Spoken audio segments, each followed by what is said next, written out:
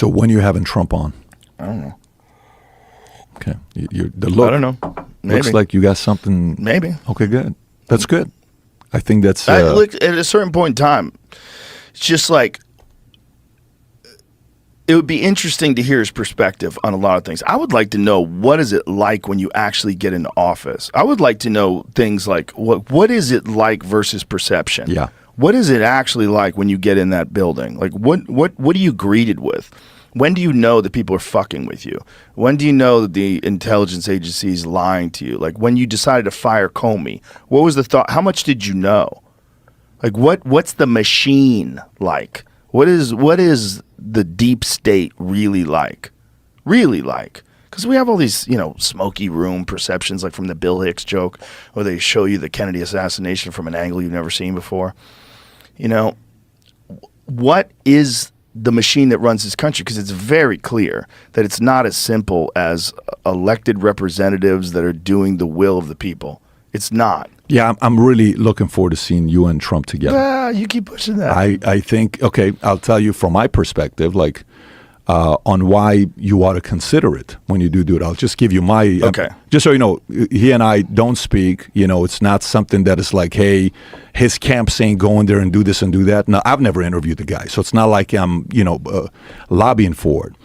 But I think if, when you think about sports or you think about fights, what is the boxing world if Frazier Ali never happens, right?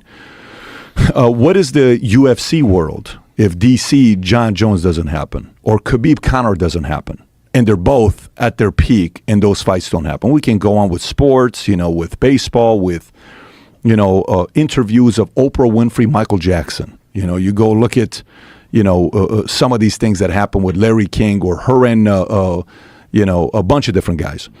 He's a guy that's probably the most misunderstood by a side. And a guy that... How do you think he's misunderstood? In what way? I think the media has really painted this guy to be evil. I like to talk to people I fully disagree with. And I think they're delusional in certain areas to understand, like, what makes you believe what you just said? Right. Like, I don't understand what you just said. Right. Tell me how you could be that convinced you're right, right? Right. Cenk was on the podcast yesterday. And Cenk is convinced he's a better businessman than Trump. I mean, how could you say something like, but he's convinced. And he says, no, he's a loser. Trump's a loser. I said, dude, what do you mean there's only two things he's won in his life? I said, there's only two things he's won in his life? Yes. Yeah, there's only two things he's ever won in his life. And this is the second time Cenk and I having a conversation together. Politically, we're on very different sides. I'm just trying to find out, why do you think this way, right? And he says, yeah, only two things. He's a great marketer, and he did this. I said, first of all, 15 years. Apprentice. Good luck. Go do. No, he had great producers. I don't care if you have the greatest producers in the world. You can hire any producers Joe has and go try to match Joe's numbers with podcasts. Yeah, because it's his producers. No, it's a lot of work. 15 years. Book. How many years does Art of the Deal does? Well, yeah, but Pat, imagine if you started with $430 million. You would have been richer than him today. I said, $430 million. What's this $430 million?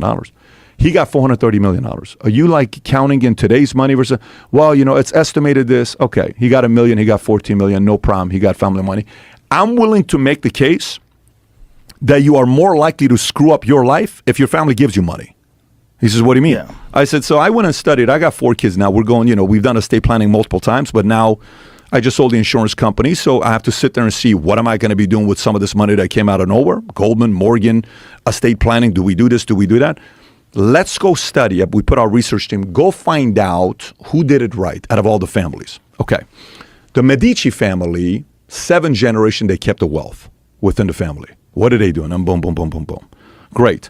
Vanderbilt family, the money lasted 1 generation, maybe 2. Like when, Anderson Cooper's mom's like, look, we're Vanderbilts, but you ain't get nothing. You got to make your own money, right? Okay. The Rockefeller family, they're at 3 or 4. Okay. We can go through all these families. Most of them that get a lot of money, the kid becomes a what? Drug addict, drug dealer, spoiled. They don't work. They're not this. They're not that. Right. Okay. So let's just say he did get the money and he still doesn't do drugs and he doesn't do alcohol and his vice is women and he works his ass off in business and he makes it where he makes it to. yeah, it's very easy to make the argument that actually if you do come with money, it's a harder life than a person that doesn't get money, to have that drive and ambition. Not necessarily it's a harder life to have that Right. fire, the ambition that, Right. you can't teach that. You either got it or you don't have it, right? Okay. So then we go into politics. So let me get this straight. This guy wins in New York. He becomes a billionaire. He wins on TV. He's won with women. He's partied with everybody. In 1988, he's doing an interview with Oprah Winfrey, and Oprah Winfrey says, hey, you sound like you're going to run for office. No, I have no interest, but if I ever did, I'd win. Okay. Then he runs. Everybody thinks it's just a marketing deal that he's doing. And then when he wins, I don't know if you remember when he walked down, he's like, even him himself, they were kind of like surprised. Babe, we just won. Right. And the day before, the odds were if you bet $100, you'd have to bet $350 to win $100 on Hillary. But if you bet $100, I think you win $550 with Trump or some number like that. The underdog won, the greatest underdog of all time of politics, right? Okay. So let's fast forward 20 years from now. Let's go to 2043. We're doing a podcast, you're 75. Okay? I don't know if you're doing podcasts, but that'd be one hell of a podcast at 75.